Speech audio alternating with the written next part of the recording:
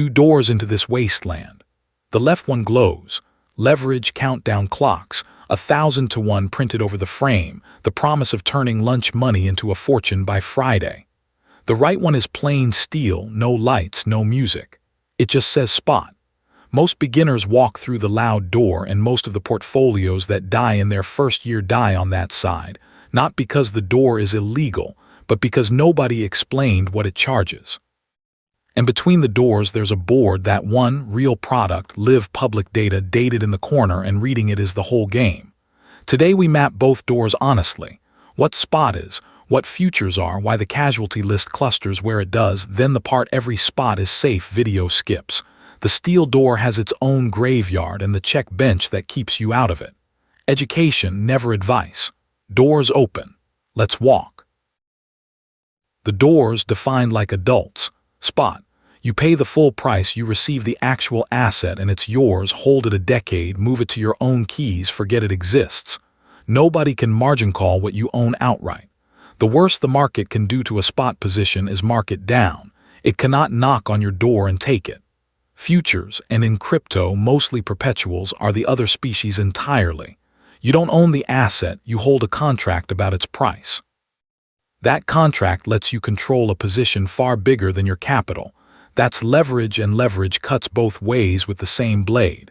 It draws a liquidation line under your position. Cross it, and the position is closed for you, capital gone, no appeal. And perps tick to the funding clock, payments flowing between longs and shorts around the clock that bleed or feed a position while it waits. We read that whole board in the last briefing. Ownership versus obligation. Neither is evil.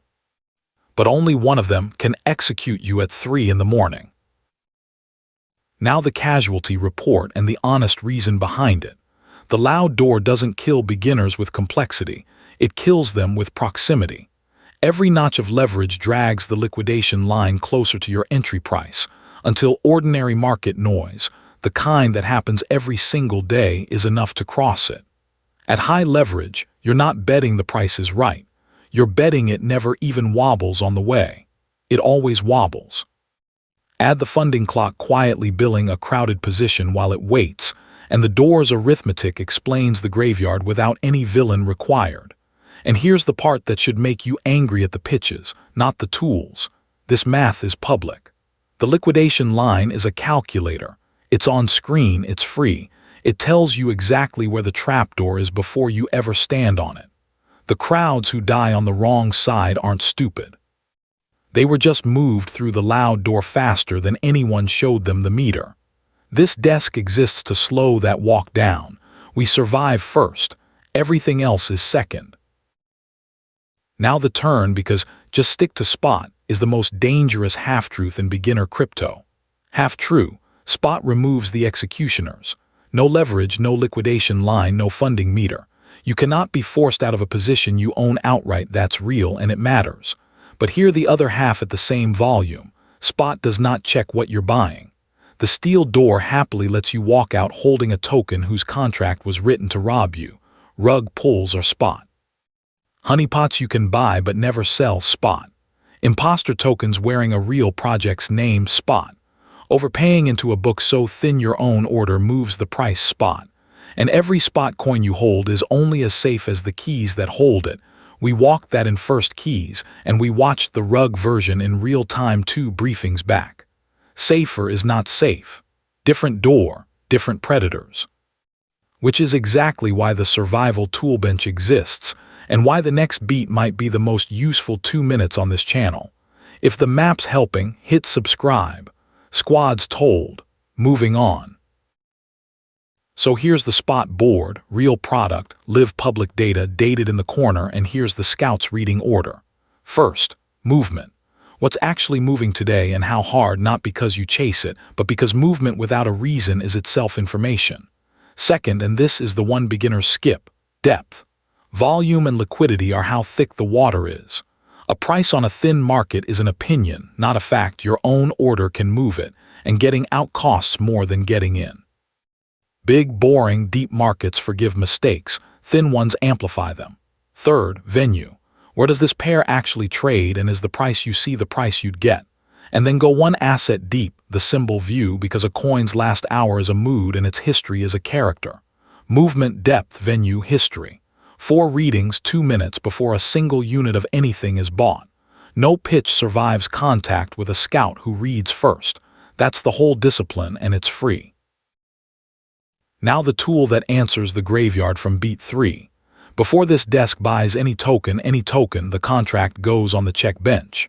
On screen, the steel check, run against one of the most battle-tested contracts in the wasteland, so you can see what a clean verdict reads like. What a check like this asks, in plain speech: can this token actually be sold back, or does the contract only open the door inward? Who holds power over it? Can someone mint more, freeze holders, rewrite the rules? And is this the real token, or an imposter wearing the ticker? You don't need to be an engineer to read the verdict. That's the point of the bench. A worthless token passes every vibe check on a chart. It does not pass steel. And one more bench while you're standing here: the sizing calculator, because even a clean token deserves a position sized like you might be wrong. Check the steel. Size like a survivor. Then and only then talk to the market. That's not a strategy, that's hygiene. Data, never advice. Everything you just watched runs on one doctrine. The board should be readable, the meter should be public, and the check bench should be free, because the loud door's entire business model is you not looking. That's what the forge is. The intel, the telemetry, the spot desk, the check bench, the whole tool bench, and a learn wing when you want the long course. We don't hold your keys, we don't trade for you, and nothing on any board here is a promise. It's the game readable.